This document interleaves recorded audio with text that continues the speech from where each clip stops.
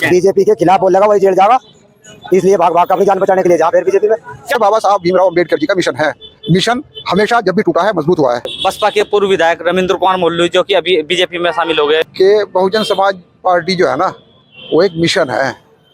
राजनीतिक पार्टी जो होती है जो किसी मिशन के तहत नहीं बल्कि ऐसे ही खड़ी कर दी जाती है फर्जी तौर पे, उनके लोग अगर टूटते हैं तो उनको तो फर्क पड़ता है। ये बाबा साहब भीमराव अम्बेडकर जी का मिशन है, मिशन हमेशा जब भी टूटा है मजबूत हुआ है।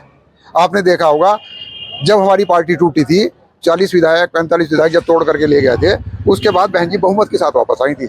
और रही बात उनके जाने की, पार्टी के अंदर बहुत से लोग मफाद परस्त होते हैं जो अपने व्यक्तिगत हित के लिए समाज के हित को भूल जाते हैं। और वही है कि सामाजिक हित को नजरअंदाज करते हुए एक भगोड़ा पार्टी से भाग गया और इसका रोष है समाज में उसके प्रति।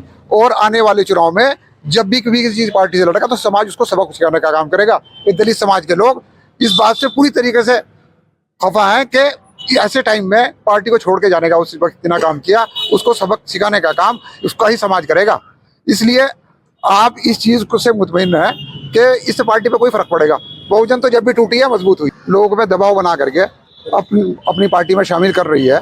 और ये शायद उसका भी एक अंश हो सकता है कि उन पर भी दबाव बनाया गया हो, वो इसलिए शायद पार्टी चले गया हो। क्योंकि आपने देखा कितने लोगों को सिर्फ विपक्ष के लोगों पे जा रही है ईडी, भाजपा के पक्ष में कहीं नहीं जा रही। क्या एक के अंदर कमी होगी, डर के भाग गए?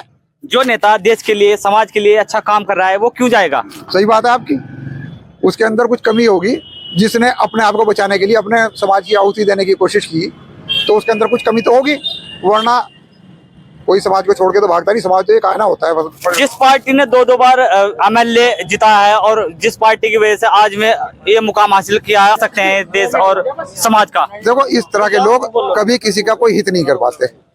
एक बात सुनो, बहुजन समाज पार्टी तो वो कारवां है जो हमेशा बढ़ता रहा है। और आपने देखा होगा अगर आप इस चीज से जुड़े हुए हैं पत्रकार महोदय, कि जब भी कोई भाजपा बसपा से छोड़ करके किसी भी पार्टी में गया है या बहन जी ने निकालने का काम किया है, उसका अस्तित्व समाप्त हो गया। इस समाज ने नहीं, सर्व समाज ने उसका अस्तित्व समाप्त कर दिया। क्या प्रभाव पड़ सकता है दलित और मुस्लिम वोटरों का बीजेपी में जाने से? जी भाई साहब, कोई प्रभाव नहीं पड़ेगा। दलित मुस्लिम तो एक जगह खड़ा और एक जगह खड़ा रहेगा। तो किस तरह की राजनीति आखिर ये चल रही है यूपी के अंदर? यूपी के अंदर नहीं, पूरे भारत के अंदर राजनीति यही चल रही है।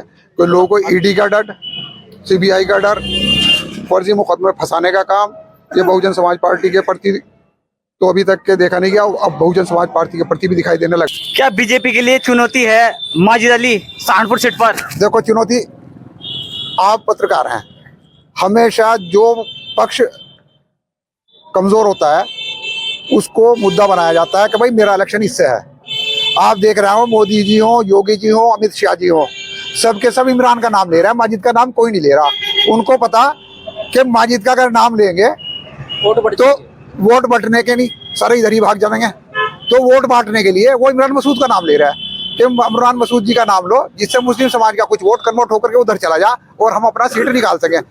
आपने पिछले चुनाव में देखा होगा कि गोदी मीडिया को पैसा दे करके सत्ता पक्ष ने इस तरीके का प्रचार कराया कि भाई समाजवादी की बांधी है, समाजवादी की आंधी है, समाजवादी की आंधी है। और भाजपा के ये दिखाया जा रहा था कि कुर्सी भी खाली पड़ी, यानी कि भाजपा को कमजोर दिखाया जा रहा था। किस लिए? कि मुस्लिम समाज बहुजन समाज की तरफ ना जा करके समाजवादी की तरफ कन्वर्ट हो जाए।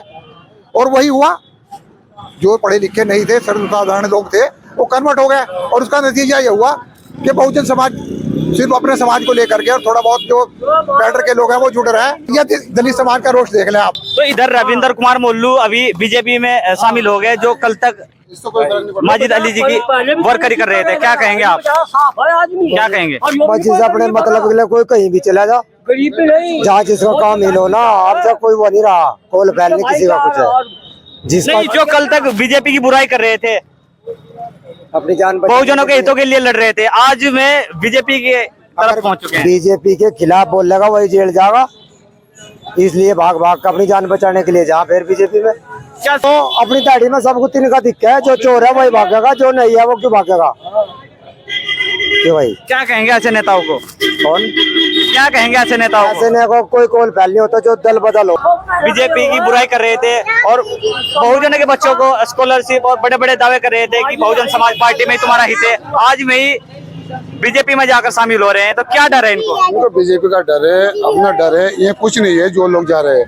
हमारी वाली सीट जो है ये साफ सुथरी, माजिद भाई यहाँ से निकल रहा है, साफ सुथरा, इसमें कोई तरह की बात नहीं है। इसके सामने हर बिरादरी इसके साथ है, माजिद भाई की, दलित हो, मुस्लिम हो, तेली, सब टोटल इसके साथ है, राजपूत भी है, सभी इसके साथ है। यानी कि ये तो बहकाया जा रहा है लोगों को कि सपा और कांग्रेस गठबंधन के पास कोई वोट नहीं है, जो है बहुजन समाज पार्टी के पास बहुत वोट है और वोट बैंक बैलेंस करके दे रही है, और प्लस यहाँ से हाथी निकल रहा है।